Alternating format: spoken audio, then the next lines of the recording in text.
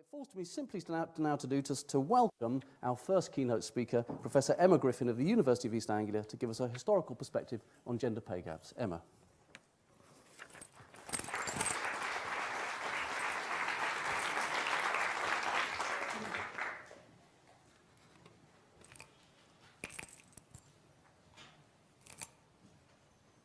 Just wondering where my...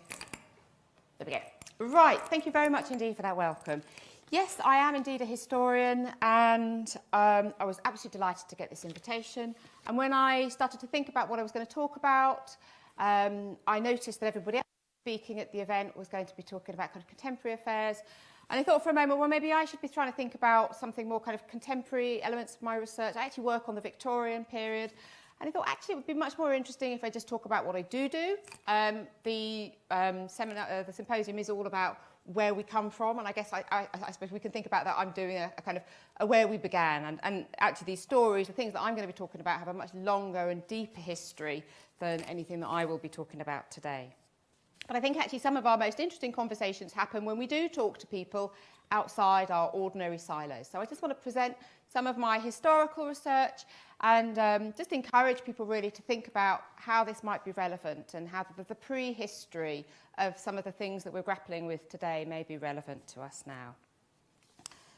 So my work is historical. I work on the Victorian period. My work is about gender and pay. It's very much about pay and women's work, but it's actually really much more than that, because pay is not necessarily the most useful way of thinking about women's lives if we go back to the Victorian period. So my work is much more broadly about the relationships between the sexes, both within the home and also within the workplace. You could say that I'm interested in money. Who has money? I mean, if we go back to the Victorian people don't have bank accounts. They don't kind of have, money is a physical object that you have in your hands. You get it regularly, you spend it. And I think my question is really, who has this money in their hands and where does it go there, this kind of object of money? Whose is it? It's very difficult historically, looking at my period, to say very much about pay gaps and very much about women's pay. There is some evidence, but we're in a very different society to the world that we live in today, where the government collects all of this data and has been doing so through much of the 20th century. This simply wasn't happening in the 19th century. The kind of record that we have for pay is a factory owner there or a farmer there, or universities very good at keeping records of how much they were paying for their building work. So we get bits of evidence here and there. We tend to have very much less evidence for how much women were getting paid and how much work women were doing. And we don't have very robust evidence for the work that men was doing as well either, actually.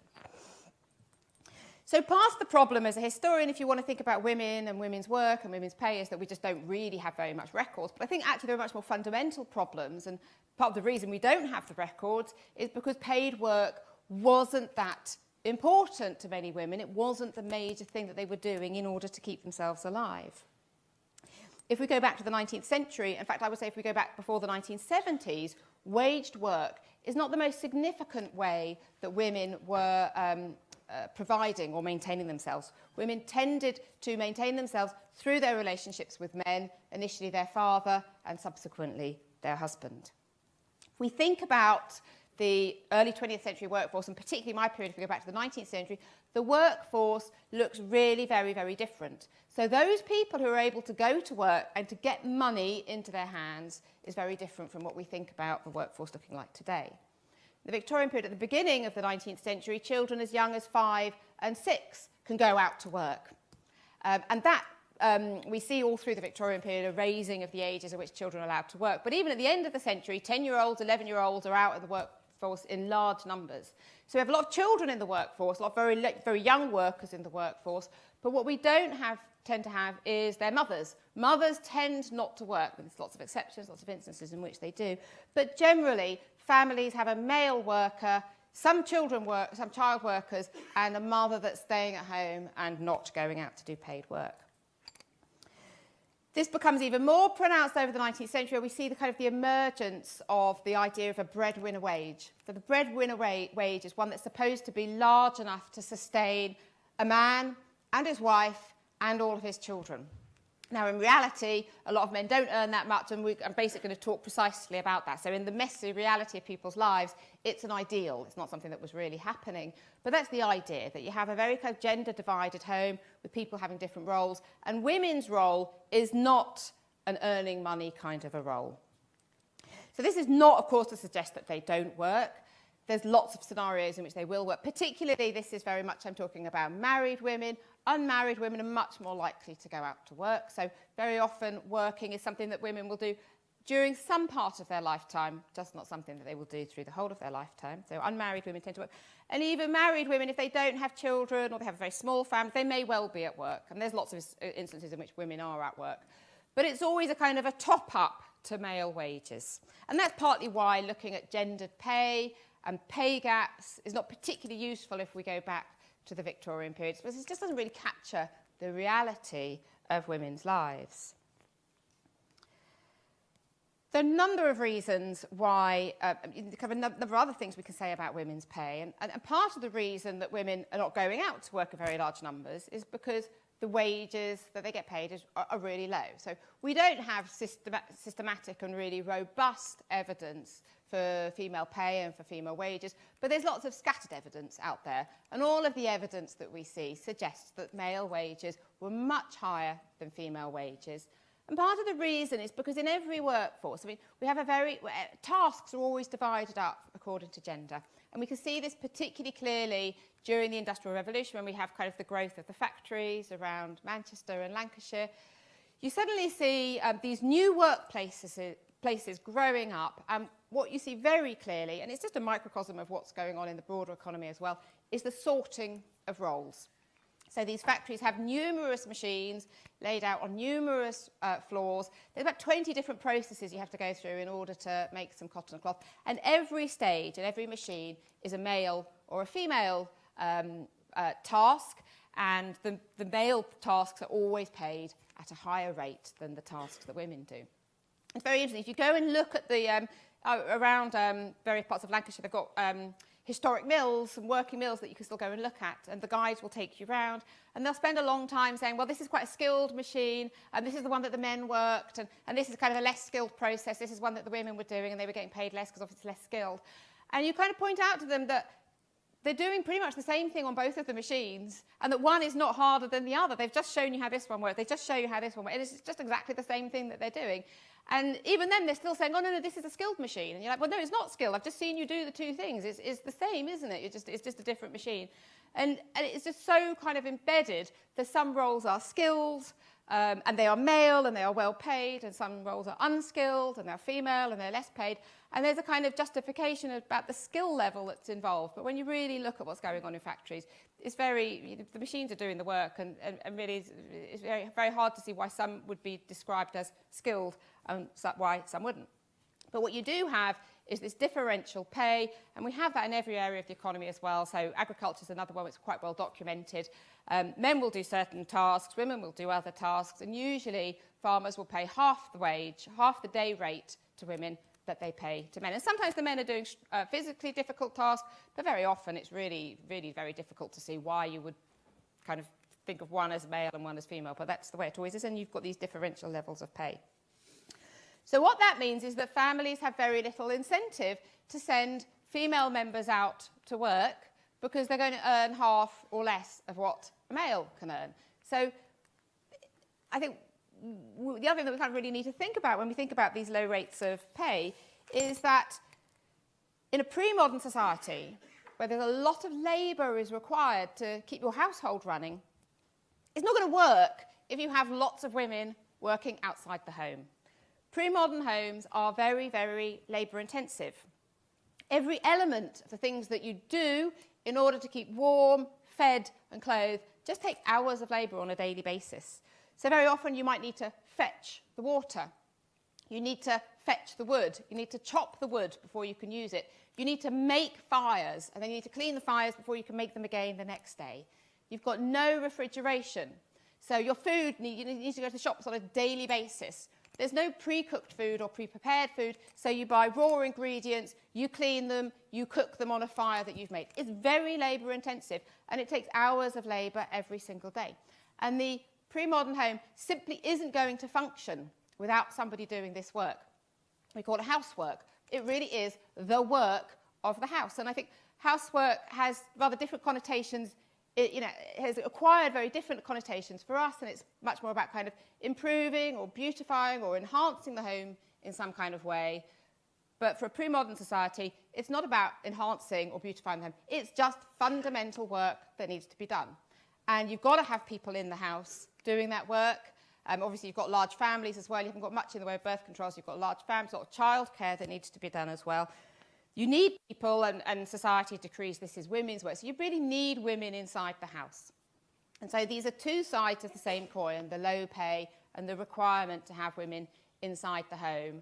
If you have high wages, women will go out and they will earn that money instead, and then you've not got anybody to work in the house. And I think we see this very clearly in the factory districts again, which is this new experiment. It's all kind of growing up at this period.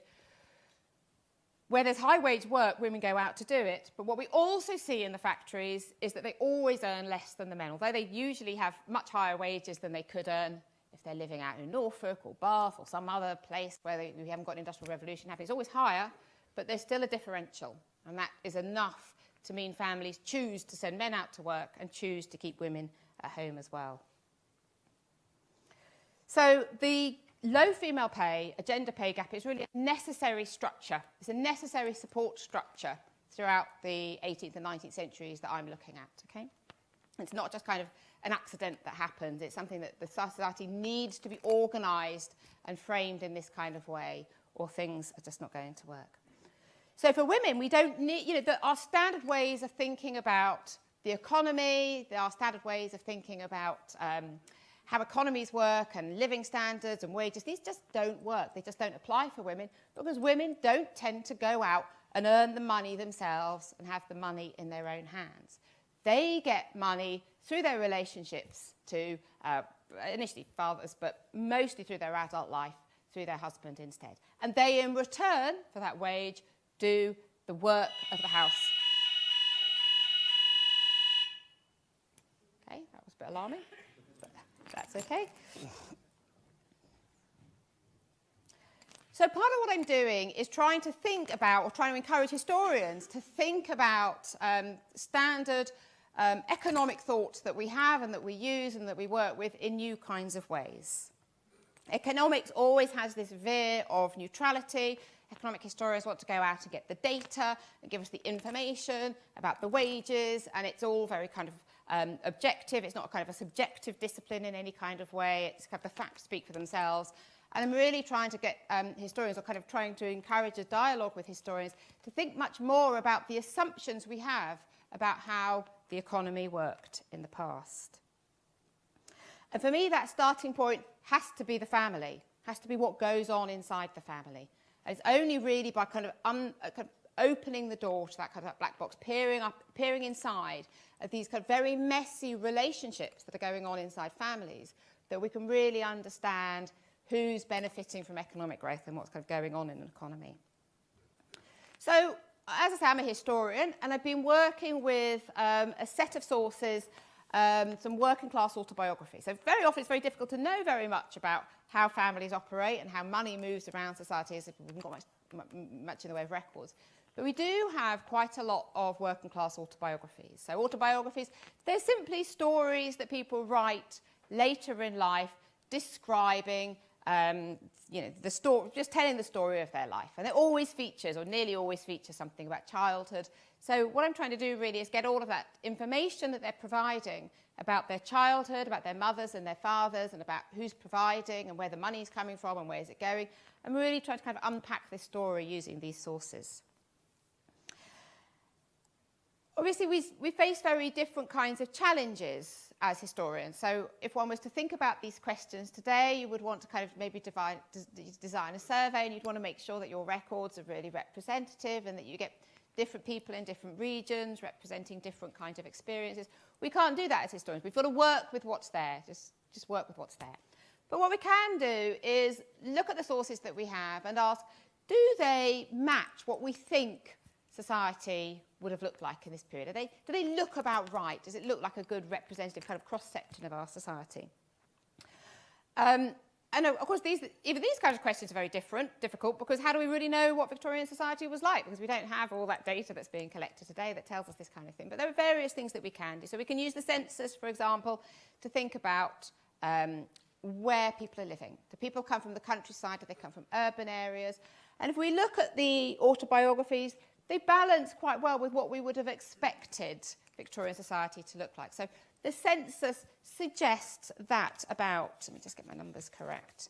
Yes, in the period 1825 down to 1870, the census suggests that about 50% of people in Britain are living in towns bigger than 5,000, small definition of a town, but that's about the size that works for our period. And our autobiographies are roughly similar. Again, we have about half coming from urban areas for the earlier period. And if we go from 1870 up to 1914 and we take 1891 as a cut-off date for the census, again, by that point, we've got more people living in, the census tells us we've got much more people living in towns. We're up to about 75%. We're a very urbanised nation, very early in Britain.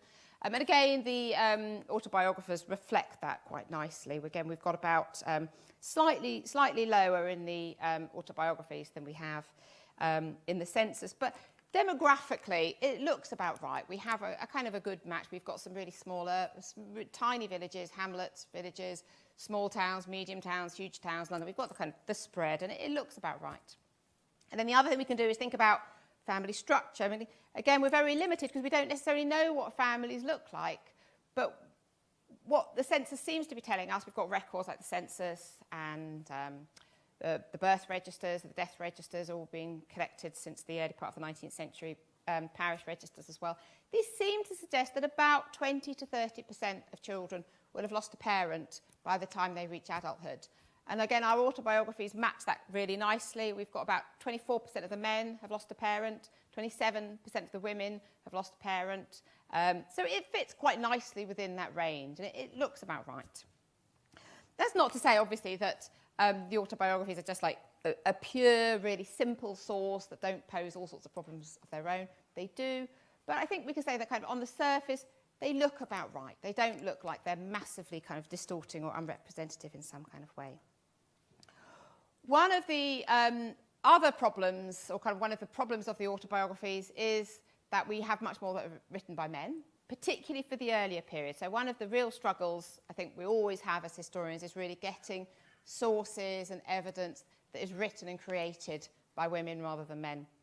Now, very interestingly, by the time we move on to the kind of the late 19th century, the Edwardian period, these people are writing their autobiographies in the 1960s, even the 1970s, occasionally the 1980s. They're writing their autobiographies, you know, really quite recently to now. And by this point, we've got a lot of women who are writing. They've got literacy skills, you know, they've got the ability to write. And so the later period, we've got quite a lot of, we've got almost an even split, male and female. But for the early Victorian period, most of our sources are written by men.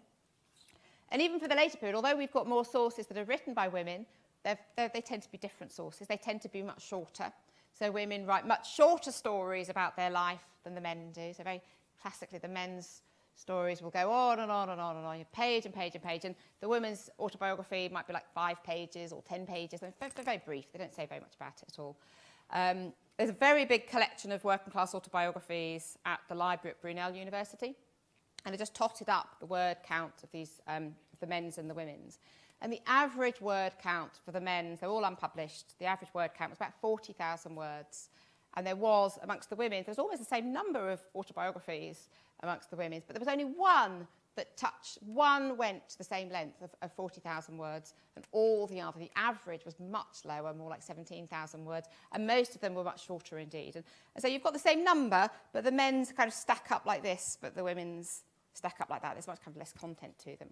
And women's sources tended not to have been published, which does mean they're much more difficult to find because they're not sitting in university libraries, or they're not easy to find in the same way as the male sources are. So there are all sorts of struggles in trying to get this material, but I think it's doable, and I think, certainly for the later period, we have got quite a lot of it.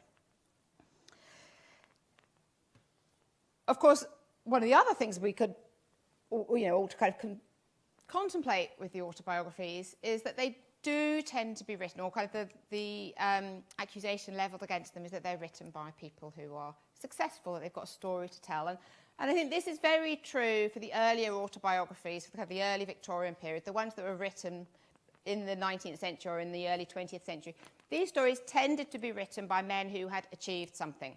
So they might have had a very humble beginning, but then they become a Methodist preacher, or they become a successful businessman, or they become a union organiser, or they become a chartist, or they become an early Labour MP. You know, these kind of success stories are the ones that tend to get printed and that they're very well known and they're very easy to find. But I think what's wonderful about working on the kind of the late Victorian and the Edwardian period is by this point we've had the growth of social history, of women's history, oral history, history from below, lots of new kind of ideas about history, growing up at the same time as universities like Bath were built in the 1960s and 1970s, this idea of getting everybody's story, that the history of ordinary people is just as interesting and just as important as the stories of the stories of important people who did something. So we actually get a wonderful range of stories written by kind of ordinary, humble people who didn't achieve anything of note, who is still living in a relatively humble working class life when they're writing their story, as opposed to the kind of the achievement stories that dominate for the earlier period. So that is what I am looking at. Those are the sources that I'm looking at. And I'm looking at the Victorian period. And my question really is, what's going on with living standards during this period? So there's been a lot of debate as to what happens to living standards during the Industrial Revolution. Historians are very doubtful as to whether people benefited during the Industrial Revolution. But when we turn to the Victorian period, we have a much simpler story. Historians had a much simpler story about the economy is growing all through the Victorian period. We have GDP is doubling over kind of 30, 40-year periods. And the thing that really interests historians at this period is real wages are going up. So real wages, we know that real wages are going up quite significantly over the course of the 19th century. Britain is the workshop of the world. By the end of the 19th century, it's got this massive empire. And historians don't really dispute that the Victorian economy is rich in relative terms, that it's growing, and they don't really doubt that working people, ordinary people, are sharing in these gains. And the reason they don't doubt it is because that's what the real wages seem to be showing us. We look at the real wage data, it shows that working people are taking more wealth home, therefore, yeah, okay, that's the end of the story, living standards are going up. And that's where my problem is, and that's the problem I think that becomes very apparent when we engage with these sources, is that if we look inside the sources, it becomes very clear as people describe their childhoods that actually they haven't got very much of this wealth that has supposedly been created and which has supposedly been filtered through to everybody's hands. So my first example, I've got this autobiography. It's a life story. It's not really a written autobiography. It's a life story written about Thomas Luby.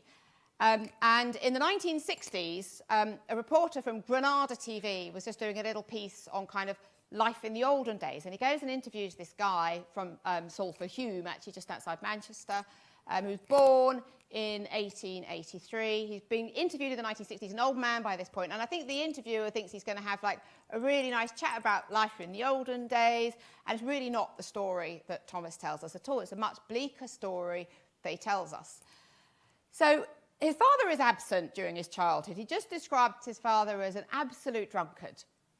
And he says his mother, by the age of 9 is the age that he mentions, before the age of 9, she's not really looking after him properly, and there's not enough food, and that's really the abiding thing that Thomas is saying about his childhood. There's not enough food. Food was scarce. He said he'd go round, his mother would give him a round of bread in the morning, but if he returned later in the day, rather than getting any more food, he simply got into trouble. No food, of course. And so the mother's not really looking after him, and the father's absent. He's 9, he's managed to find himself a job, just about legal at this time. He's out of school. And at some point, he's basically getting his own meals through the money that he's earning. And he just buys them from soup shops and things. At some point, he befriends this sweet maker. And he moves out of home. He's about 9 at this stage, from what you can tell from the interview. He moves out of home, and he's living with this sweet maker in this kind of weird kind of squat, it sounds a bit like. They're living there together. And the interviewer from Granada, who's obviously doesn't understand where this story is going. This is obviously not the story that he thought he was going to get at all. Says, "Didn't your mother notice that you weren't going home anymore?" And he says, "Oh no, not my mother. She'd got 4 of us, 4 she couldn't keep, So I had to start the best way I could. So she's just really, it's not entirely clear, but she's just really clearly not looking after him properly. Ultimately, his relationship with the sweet maker breaks down and he's back out on the streets again, and he's just trying to shift. He goes back to home for a little bit, but he's not really welcome there. And the guy from Granada is like, well, why did you put up with this? You know, what is this story? And he says, well, I hadn't been used to much all my life, much like a dog or any animal. So, I mean, very clearly, Thomas Luby is not really enjoying this wealth that's being created by Victorian Britain, and he's not seeing much of these great real wages that's supposed to be improving. But I think what's really interesting about the autobiographies is we don't need to go to somebody like Thomas Luby living in I mean, this is clearly a kind of a case of neglect. Maybe there's always the odd case of neglect. But I think you don't really need to look at cases of extreme neglect. Everywhere in the autobiographies, you see stories, we've just go back to this idea about food being scarce, you see children who don't have very much food in their homes, even if they're not being neglected in this kind of a way. And we can just literally look at all these autobiographies. I've got about 650 in all. Do they mention going hungry? And about a quarter of the children at the start of the Victorian period mentioned going hungry. By the late 19th century, the early Victorian period, it's roughly the same. It's just gone down to about 20%. It's hardly moved at all. The hunger is different because if you're hungry in the early 19th century, that is it. You're not going to get fed anywhere. If you're not getting food from your home, you're not going to get food anywhere else either. By the late 19th century and the Edwardian period, we've got things like soup kitchens, hot dinners being given out at schools. So if you're not getting food inside the home, at the end of the century, you may be able to get food somewhere outside the home that there's some kind of do-gooder is providing.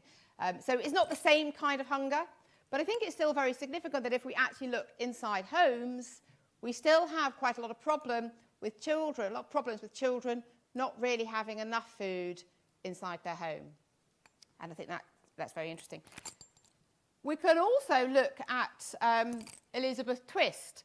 So Elizabeth Twist, born a little bit later, just 35 miles away from where Thomas has his rather miserable childhood.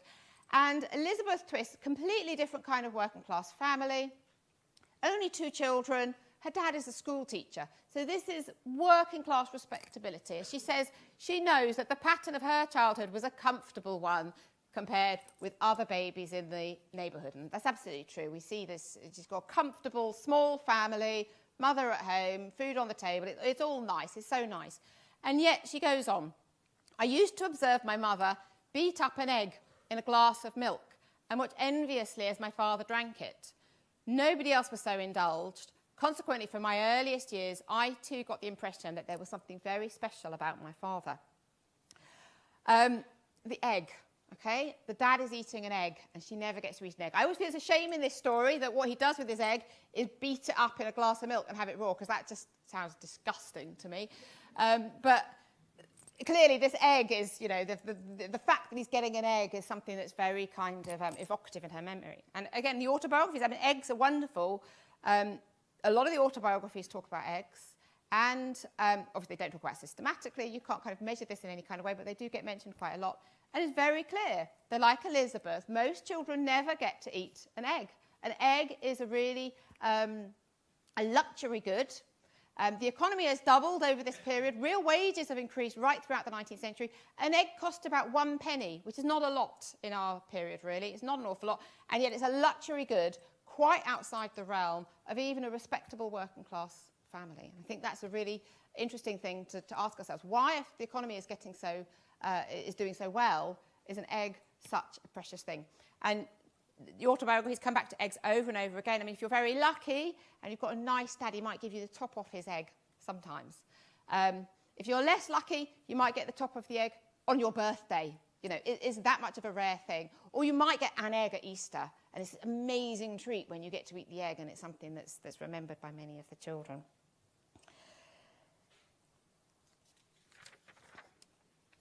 And I think that's really the point, that we've got this story that economists are telling us about the economy. We've got this story about real wages going up, and yet we also have this reality that there's a lot of hunger going on, and there's a lot of children inside families that aren't getting very much food.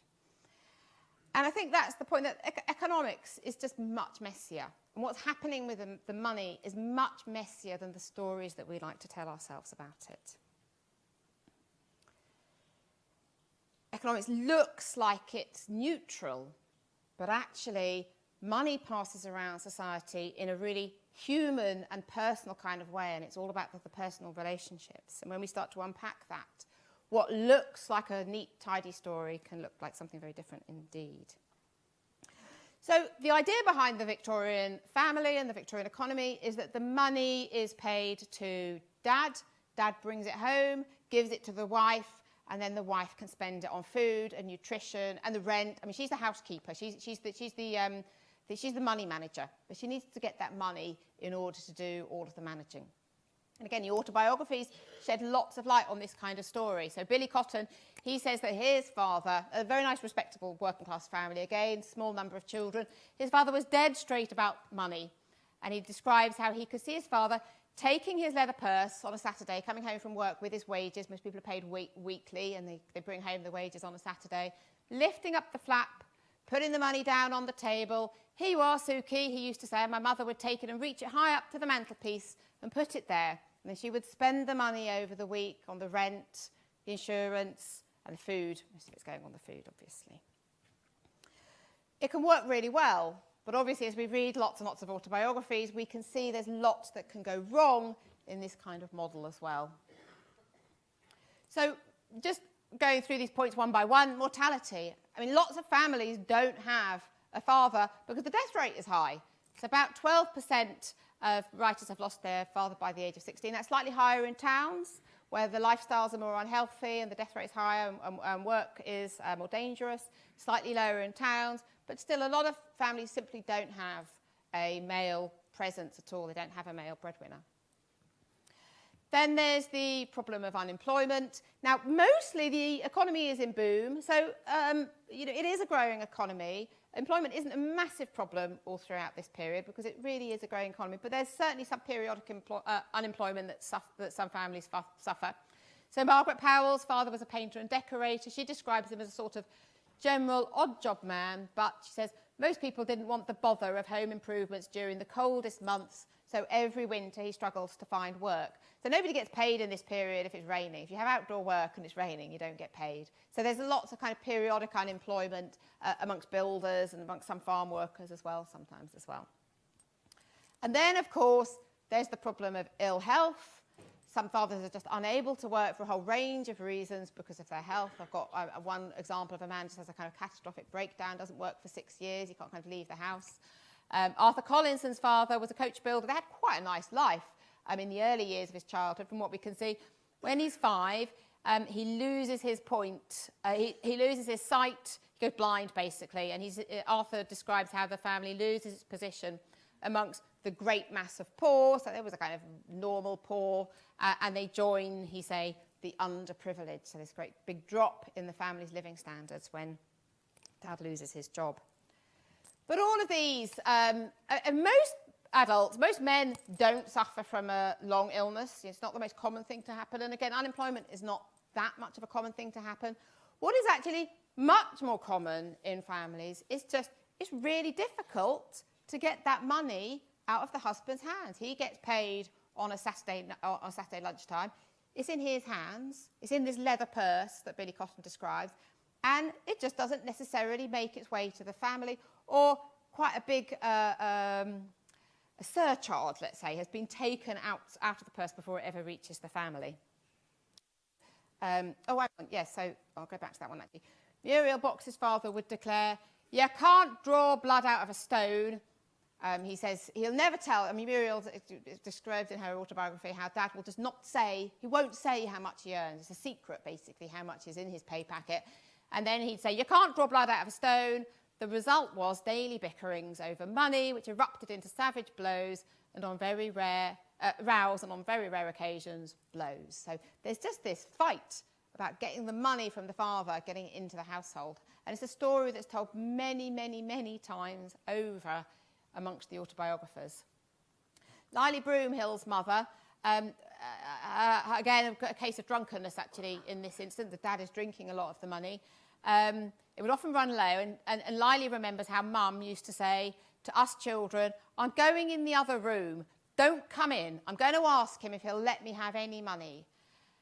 And she'd come out to the children, they'd be like, oh, you know, how did it go? And she would shake her head. He never hit her, and they never quarrelled, but he never gave her any money. And so this story is one that many, many of the autobiographers tell. They don't know how much Dad earns. Dad won't hand the money over, or he does, but he spends the Saturday afternoon at the pub before he comes home, so there's much less money in the pay packet by the time he reaches his family than they were expecting. So not getting the money out of Dad is one of the problems. Another problem, especially in the high wage areas, is that men can earn quite a lot of money quite quickly, but then they may not want to do that for the whole course of the week or week in, week out, so they're working very periodically.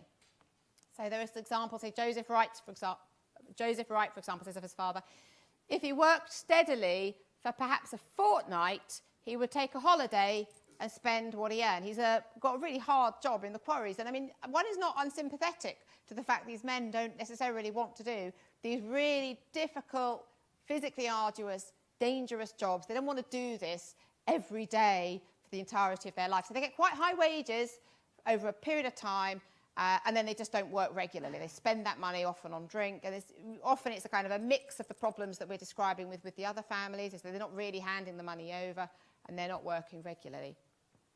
James O'Meara, he says his dad could work at the docks.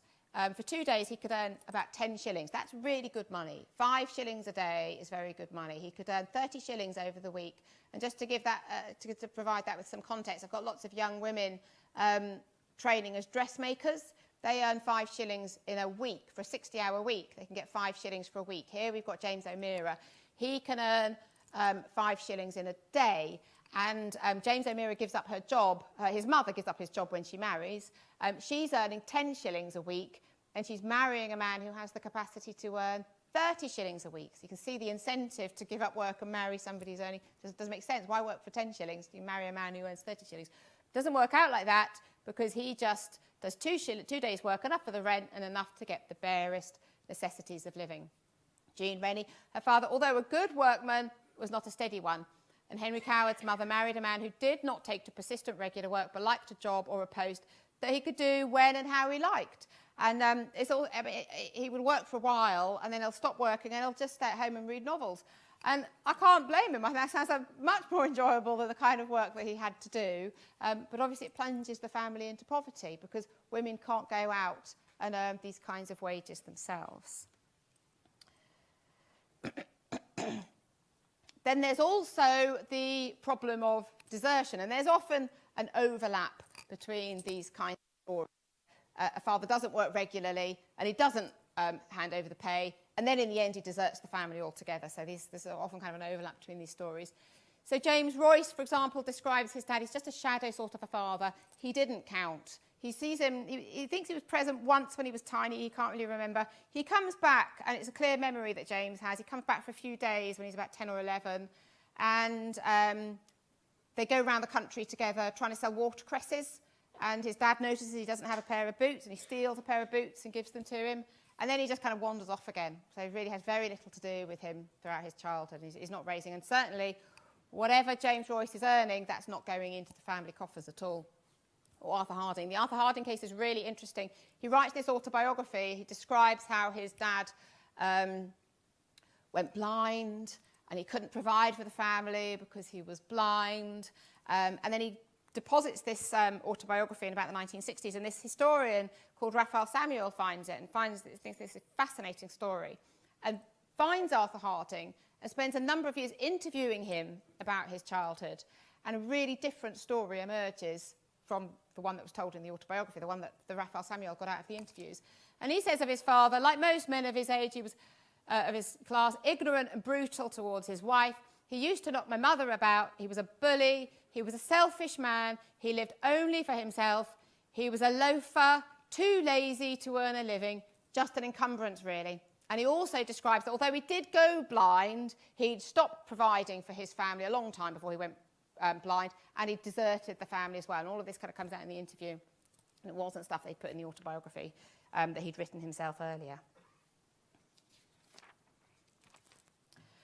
And desertion is really significant because, I mean, if a father dies, then you could remarry and you may well have a male income coming into the household again.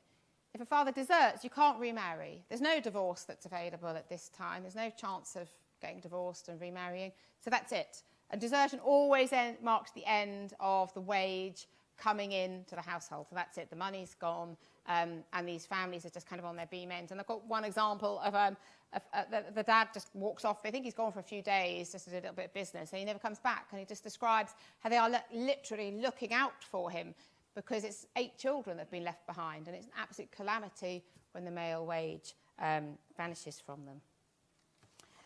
And we can also, actually, we can put together all of these different things.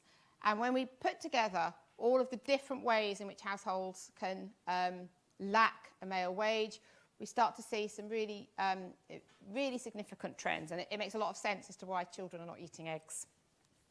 So I think the really interesting thing is if we look at the towns, things are much better and more stable in rural areas. Though there are problems with all of these things happen in rural areas, but particularly the desertion, the not sharing of the wages, these are much more urban problems than they are rural problems. So if we just look at the urban ones for a moment, well, the mortality rate is slightly higher, it's 14%. The desertion rate is 13%. So you're almost as likely in a town to lose your father because he just leaves as you are to lose your father because he dies in the urban areas. And if you add that to the illegitimate children, about 3% of children were illegitimate, and fathers are never involved in the raising of their illegitimate children. We've got 30% of all of the autobiographers have not got a male breadwinner present at some point during their childhood. So it's not a minor problem, and Thomas Luby is not the exception.